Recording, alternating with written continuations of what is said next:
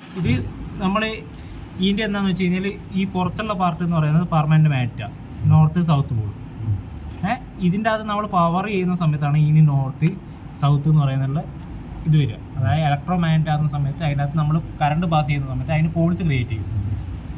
Positive അല്ലെങ്കിൽ north pole south Paul. അത് ഒരു സമയത്ത് ഇതിന് നോർത്ത് ആയിരിക്കും, ഇതിന് സൗത്ത് ആയിരിക്കും, ഇത് ന്യൂട്രലായിരിക്കും.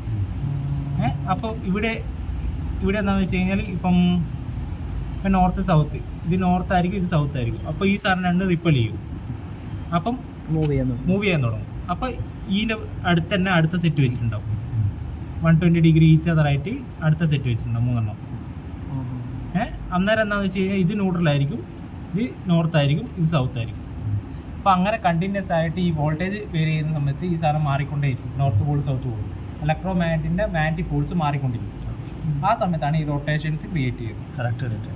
അപ്പോൾ നമ്മൾ ഇത് 4 ഉണ്ട്. നമ്മൾ പവർ ഓൺ ആക്കുമ്പോൾ BLDC മോട്ടോർ ഫസ്റ്റ് ഒരു പിന്നെ ഒരു ചെറിയൊരു റൊട്ടേഷൻ സ്റ്റാർട്ട് ചെയ്തിട്ട് പിന്നെ സ്പീഡ് പ്രൊപ്പലേറ്റർ തിരിയും. അപ്പോൾ ഇതിൽ ഇപ്പോൾ 4 എണ്ണം ഉണ്ട്. 4 എണ്ണത്തിൽ ഇതിനെങ്ങനെയാണോ കണക്ഷൻ ചെയ്യുന്നത് അതേ കണക്ഷൻ ആയിരിക്കും ഇതിന് കൊടുക്കുന്നത്. എല്ലാം സെയിം ആയിരിക്കും. ഇനി ഇത് നമുക്ക് തിരിയേണ്ടത് ഒരു ഓപ്പോസിറ്റ് ആണെന്നുണ്ടെങ്കിൽ 4 മാറ്റണം. പിന്നെ നമുക്ക് ഏത് മോട്ടറിനാണോ റൊട്ടേഷൻസ്, അതായത് 2 motor clockwise, 2 motor anticlockwise അല്ലേ. അപ്പോൾ 2 എണ്ണത്തിന് മാറ്റിയാൽ മതി. അപ്പോൾ ഏതാണോ ഏത് ഡയറക്ഷനിലേക്കാണോ കറങ്ങേണ്ടത് അതിന്റെ മാത്രം മാറ്റിയാൽ മതി.